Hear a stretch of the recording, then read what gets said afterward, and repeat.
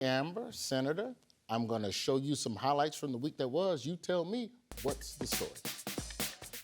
Okay, the Department of Justice, old man yap a lot. Oh no, Epstein, no. And redacted. This story is about Epstein and all the things he may or may not have done. I'm going to say he may have done them. Yeah. Let's get the first thing out the way off the top. Who, sitting right here, No. right now, is in the Epstein files? Senator. For the record, right here. What are you talking about? only in newspaper articles, please. Yes. Who else? We're talking about. Michael, make eye contact with me, Michael. So this is true. This is true. Hassan, you and I are in the Epstein files. But no, it's for doing political. Calm down. We're gonna get to the why. Don't ever get to why and let me just enjoy it. No, I have to get to why. You're all nasty. No, Hassan and I are in the files for doing political comedy shows. Senator Schiff is in there for a bunch of news headlines, and Michael Ian Black is in there for his show on something called Crackle. Okay. So, Amber, it looks like you are the odd one out when it comes to who's in the Epstein file. Now, we've had about a week to take in all of Wait it. a second. This is, bro, we're boys. And you text me, hey, come on the show. And you're gonna you're gonna ambush me in Act 1 with a comedian friend of mine, and who's in the Epstein files? I'm like, Hey, how do you think I feel? Senator, you know what you signed up for. Me and him. It's not you, we in it. Okay. It's we. Right, we're in this together. They're clearly playing a version of hide the slime ball with all these redactions. But the fact they dig up you and Crackle, that they can find, but all the other stuff ends up redacted. Right. Nobody has ever even heard of this streaming platform, Crackle. But somehow, I'm in the goddamn Epstein files. Senator Schiff, can you remind us exactly, how did that happen and what giant trove came out of last week's release? Well, you'll remember during the campaign, Trump and the people around him were promising they were going to release the files, they were going to finally have transparency. Trump gets into office, it's the last thing that he wants. Now, let's get into the details of these files a little bit more with the game I like to call Remember 2008? If you don't remember 2008, it was a seminal year. It was Barack Obama's first term in office. Iron Man dropped, starting the whole Marvel empire. And a gentleman named Flo Rida reminded us to get low, low, low, low. Does anyone know what else happened in 2008? Is that the year Epstein first went to prison for soliciting sex from a child? Points for you. Good. That's impressive. 2008 was the year Jeffrey Epstein pleaded guilty to solicitation of prostitution with a minor and was sentenced to 18 months in prison. So if people hang out with Jeffrey Epstein before 2008, maybe he's just a weird rich guy. But if people hang out with him after 2008, they're hanging out with a dude who admitted to soliciting sex with kids. So let's start off easy. Who is that? Howard Lutnick. Yeah, that's Trump's Commerce Secretary, and he kind of looked like your mama's first boyfriend after a divorce. We've talked previously on the show about Lutnick and the whole relationship with Epstein. They lived next door to him. And so in 2005, he had a little chit-chat with Epstein. 2005. Is that before or after 2008? Before. Yes, it is before. So maybe Lutnick didn't know what Epstein was up to. And here's what Lutnick most famously said about his 2005 visit with Epstein. My wife and I decided that I will never be in the room with that disgusting person ever again. So I was never in the room with him socially, for business, or even philanthropy. If that guy was there, I wasn't going because he's gross. Good for him. That's right. You know what? I'm revising my opinion about Howard Lutnick. Here I thought This guy was just a greasy, grifting, corrupt, money laundering commerce secretary. But now I know that he's a man of high moral fiber. Roy? Here's CBS News with the answer. Commerce Secretary Howard Lutnick arranged a visit to Epstein's Island with his wife and children in 2012, after which Epstein passed along this message to Lutnick. Nice seeing you.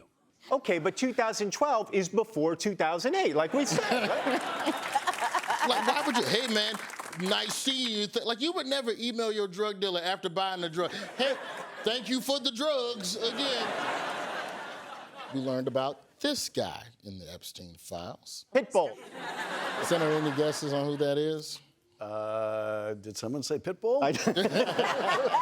That is the new CBS medical correspondent, Peter Attila, hired by the terrific Barry Weiss. Yes, that is celebrity doctor and part-time Vin Diesel impersonator, Peter Attila, and he recently got a new job, and he really want to keep that job. The Epstein files also show hundreds of references to the name of author Peter Attia, who was recently hired as a CBS News contributor, including a crude sexual message by Attia. Attia posted a statement apologizing and saying he was not involved in any criminal activity. Paramount Skydance, owner of CBS News, did not immediately respond to my request for comment. Isn't he at CBS? Ask yourself. We've all been at work and you get the, can we chat? Do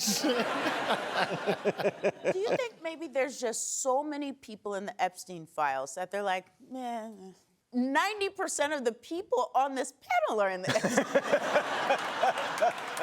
Do you think they're just like, it'll come for all of us eventually? The Epstein files are like death.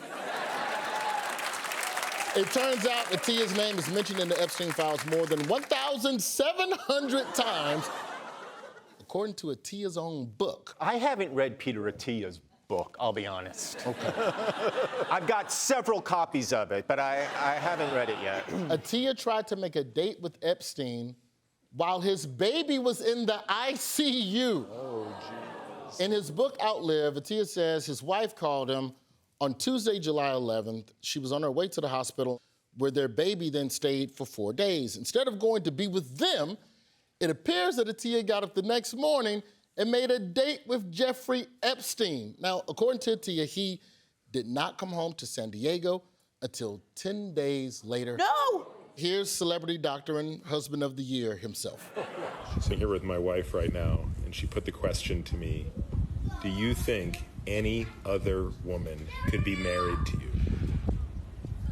I responded, absolutely. I'm a catch. I think lots of women could be married to me. 10 days! 10 days. That means he has like no regard for children, of course. I got there myself. How is Peter Attia being held accountable for his actions, Hassan? I'm assuming none. There's no accountability. That's just my hot take. Yeah, well, if we're talking about accountability for Peter Attia, the answer is that there will be no accountability. According to the LA Times, Peter Attia will be keeping his job at CBS.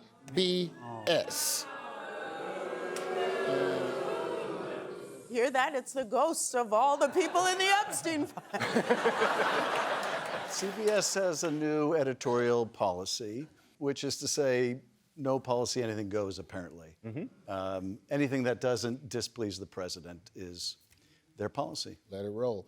Let's talk about a guy who is experiencing some degree of consequences for his relationship with Epstein, and that's the former chairman of the Paul Weiss law firm, Brad Karp. Brad corresponded with Epstein in 2016, and he had a special request. In one email exchange, Karp appears to ask Epstein for help getting his son a job on a Woody Allen movie.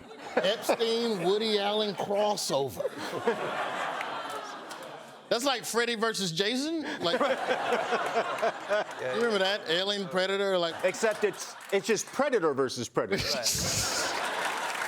Now, why might the Paul Weiss law firm sound familiar? This is when Trump first came into office, right? There were a bunch of law offices that, rather than get sued by Trump, said, we'll just do pro bono work for you to the tune of hundreds of millions of dollars, and they were the first one to do that? Yes.